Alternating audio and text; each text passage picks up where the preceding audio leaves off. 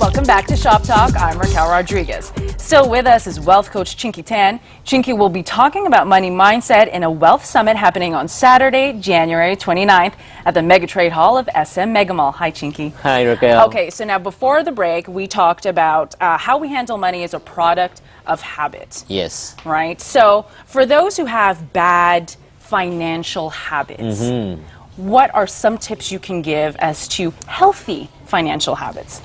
Like, for example, in terms of habit, I don't know how they think when it comes to spending. There's a formula that says income minus expense equivalent to savings. Right. You make money, you try to save, and then whatever's left, you save. But if that is your habit and your money mindset, chances are it will not work. Why? Our right habit or money mindset should be this: income minus savings first equivalent to what we call an expense. Whatever is left from your expense, that's the time you budget.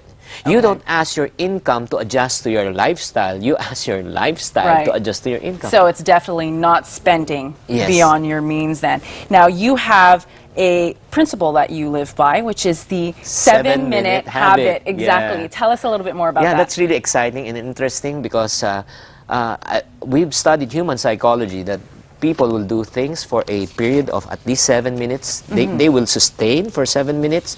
So if you do that for 21 days, it would develop a new habit. And that's how I wrote my book. My first book, I just tried to, the second book that I wrote, For Richer and For Poorer. Yes, I actually have that book right here. Yeah, I wrote that for 6 months. The first book I wrote was 5 years. Wow. Took me 5 years because I didn't know that habit. This one, it only took me 6 months because every single moment when I write, I only take 7 minutes. After 7 minutes, I stop. Okay. And what's the concept then with the 7 minutes? Because if you 7 minutes? consistently do that for 21 days, it becomes a habit. It becomes a part of you. You Okay. first form the habit then forms you. I see. Like losing weight. I used to weigh 160 pounds. Right now, I'm 142. My waistline was 33. Right now, it's 30. How was I able to do it? Again, I developed the 7-minute habit. And then I exercise for 7 minutes consistently. Right. I do crunches, I do sit-ups, I do push-up for 7 minutes. After 7 minutes, I stop. But I did it consistently. Right. So now the question is, how does this concept of the 7-minute habit apply to establishing healthy financial mindset? Again, it goes back. Saving is a habit. It's not about the amount of money you save, it's about a habit. I can still recall my parents told me, if you want to become a millionaire, you have to learn how to save with 1 peso. If you don't have a 1 peso, you won't have 100. If you don't have 100, you won't have 1,000. If you don't have 1,000, you won't have hundreds of thousands and millions. So if you don't know the habit of saving 1 peso, you won't even reach that. You won't reach that amount. Do you know, by just saving at least 20 pesos a day, you can become a millionaire by the time after 40 years? No, I didn't. Save 20 pesos a day. Right. When you do it for 40 years, you'll become a millionaire. Wow. Now, establishing habits, one of your other concepts, again, still on the habit, is we first form the habit and Then the habit forms us. Yes. Right. What is that all about? So again, it's doing something consistently. A lot of people always focus on the event. I want to become rich, diba? But people feel success is not a one-day event. Success is a process. Right. A lot of people want to eat the cake, but only a few people wants to learn how to bake the cake.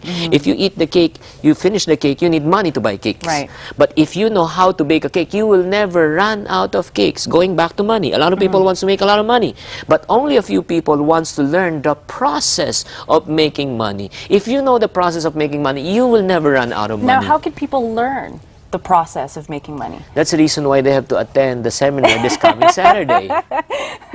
We will teach you the secret on money mindset. We have other speakers like Randall Chongson and RFP who will teach you how to grow your money. I have another speaker, Cito Beltran, who will teach you strategically how to grow your money. Paulo Tibig will teach you about entrepreneurship. And one thing that most people don't know about Miriam Cambao, she's a great investor in real estate. And she will teach you on how to make small money and then grow it to a real estate empire. Amazing. It is. Amazing. Now, what are some, in your suggestions and tips, what would you recommend are some good money habits that people can develop? Again, The secret is this. You want to become rich? Spend less than what you earn and do it for a long, long time, and then you will become financially rich. Again, you live below your means. Again, income minus what? Savings equivalent to what? Expense. One short example. Right. If I can help the viewers right now just to save probably 15 to 20,000 a month, a year, would that be fine? Wow, yeah, that would be really good. Stop buying expensive coffees from expensive coffee shops. If you drink one coffee per day, that's 500 pesos a week, 2,000 pesos a month, that's 24,000 pesos a year. Wow. My question is, how much is your salary? If you're making 24,000, 1 month of your salary goes to that expensive coffee shop. Now, definitely, coffees, cigarettes, there are a lot of people that have daily, weekly habits that their money goes to. What are some of the common pitfalls that people experience when it comes to keeping good money habits? Number one, if they want to buy the things that they cannot afford, like for example, you want something but you cannot afford it, you charge it on your credit card. Credit card is the most emotionless way of spending money. You won't even feel it. 12 months, 0 interest. Nothing hurts, di ba? Another, nothing hurts. When the billing statement comes, everything hurts. So, I use credit card, but for convenience sake. When you say convenience sake, once the billing statement comes, I pay everything in full. Okay, so what are the good tips then if you're using a credit card to positively and more effectively use your credit card so it doesn't have a negative effect on you? Definitely, number one, you know that what you're spending is only your need, not what you want. And before you spend money, you must know where the money will be coming from. And if the billing statement comes, you pay everything in full. Okay. So that for